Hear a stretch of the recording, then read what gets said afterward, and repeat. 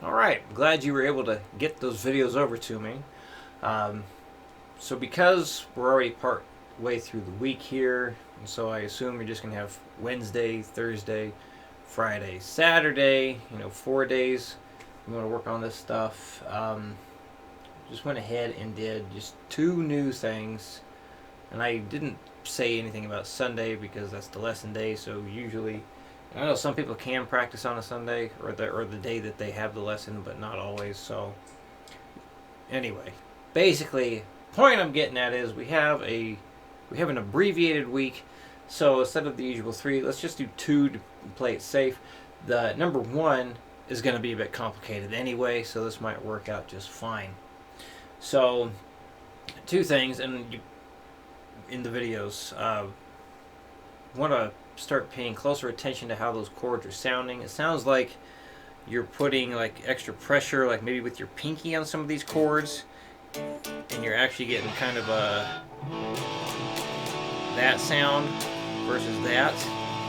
So anytime you hear like like that G string ringing out when you're playing one of these chords here, just double check how your fingers are set.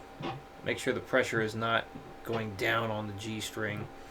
Didn't really notice it when you're up here on the A string for the root notes.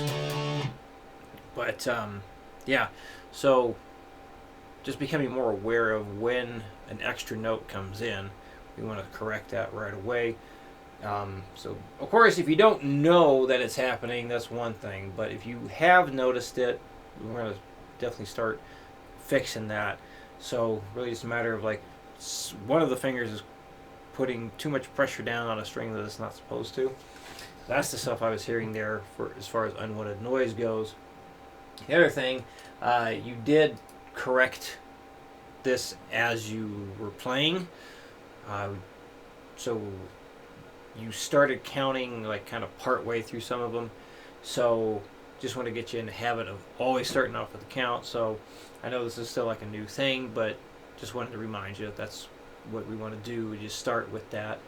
And yeah, there we go. Those are the things. So we just want to clean up the chords a bit. Remember to start counting right away.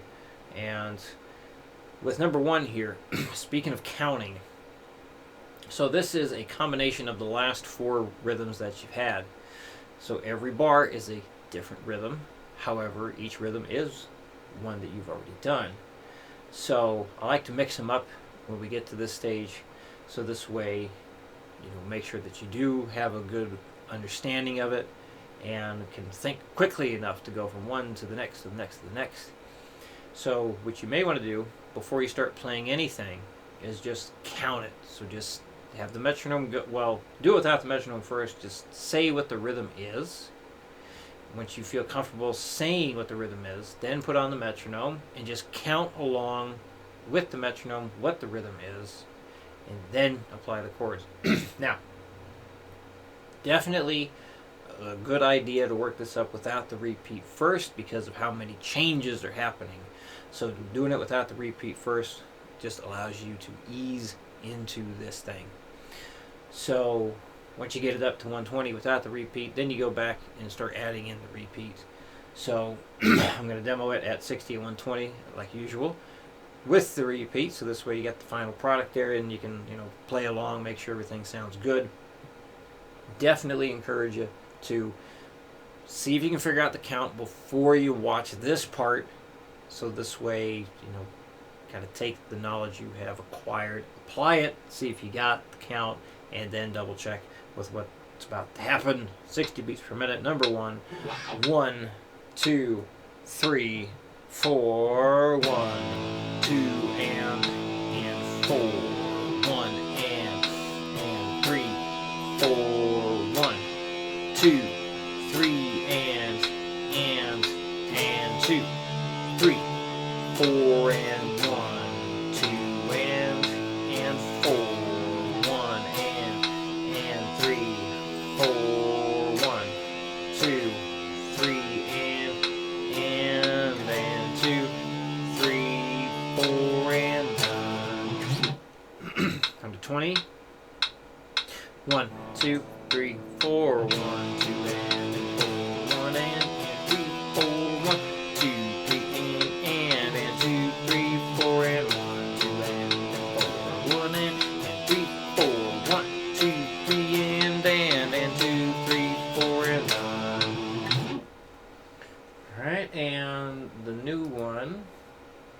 next new one.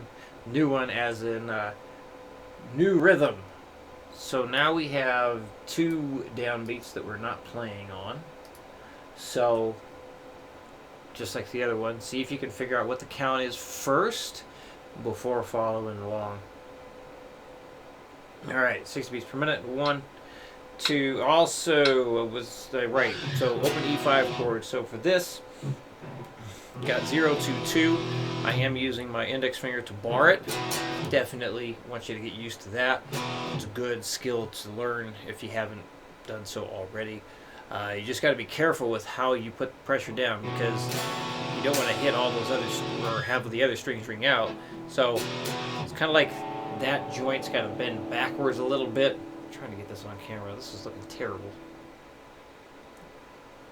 Yeah, I guess that's good enough. Yeah, so basically like kind of like that joint bends back a bit, and it's just like the top part of your finger there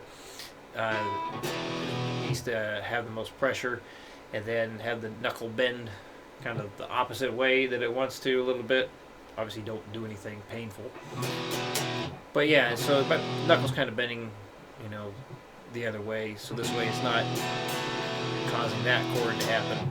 So you just gotta adjust the pressure a little bit, kind of figure out the subtle difference between that and that.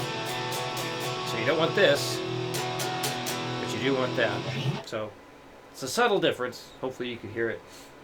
Alright, so here we go. 60 beats per minute. 1, 2, 3, 4, 1, and 4. 1, and 4. 1, and 4. 1, and 4. 1, and